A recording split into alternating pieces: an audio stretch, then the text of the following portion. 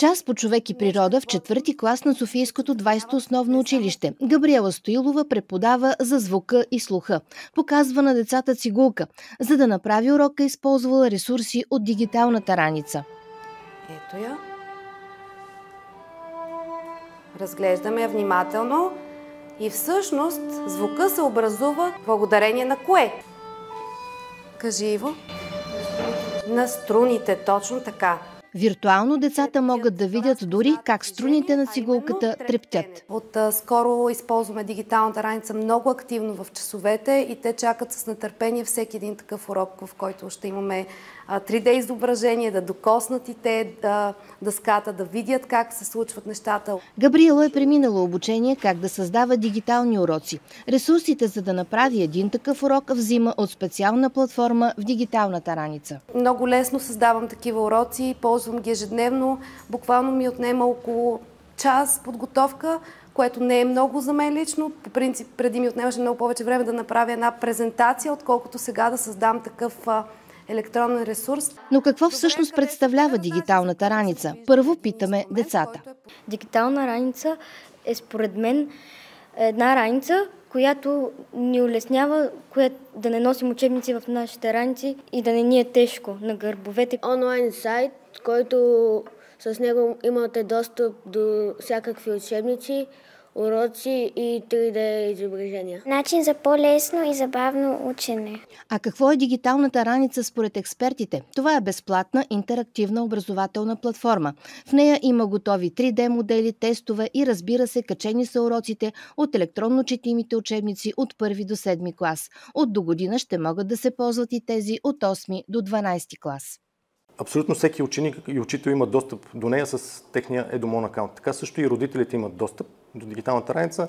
Там просто процеса на регистрация минава по друг път, защото те първо трябва да се регистрират в НЕИСПО системата, като вземат код от класния си ръководител за тяхното дете. Идеята на раницата е самите учители да се научат да създават дигитално съдържание.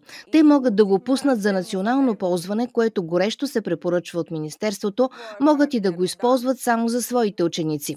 В дигиталната раница, чрез системата НЕИСПО, могат да се видят и електронните дневници. Ако вие сте родител на 2 или на 3 деца, които са в различни училища и работят с различни дневник, в дигиталната раница тази информация е събрана и вие ще можете да ги виждате и трите на едно място.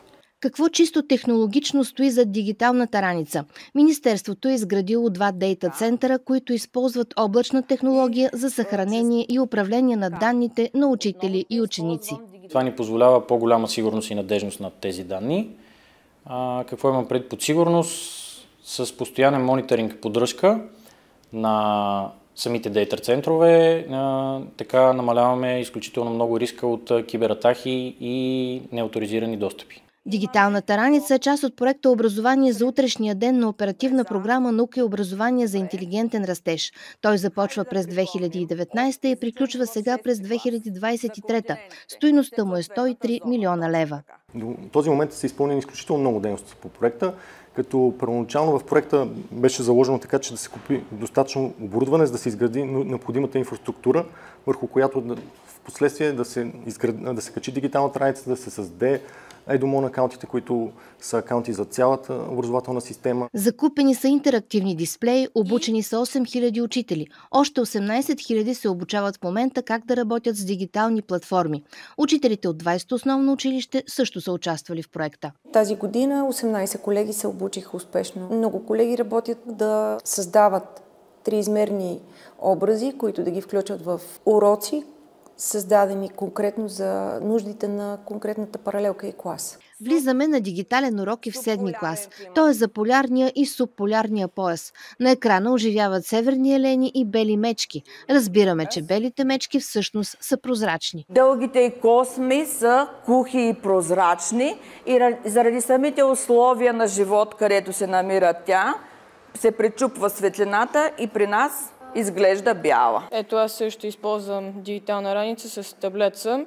Бих казал, че е доста по-удобно, защото сутрин вместо да губя време да си оправям учебниците, аз просто си пъхам таблета в раницата и освен това и е по-леко. Сегашното поколение изисква материалът да се преподава по нов начин, обобщават учителите, и дигиталната раница е част от новия подход.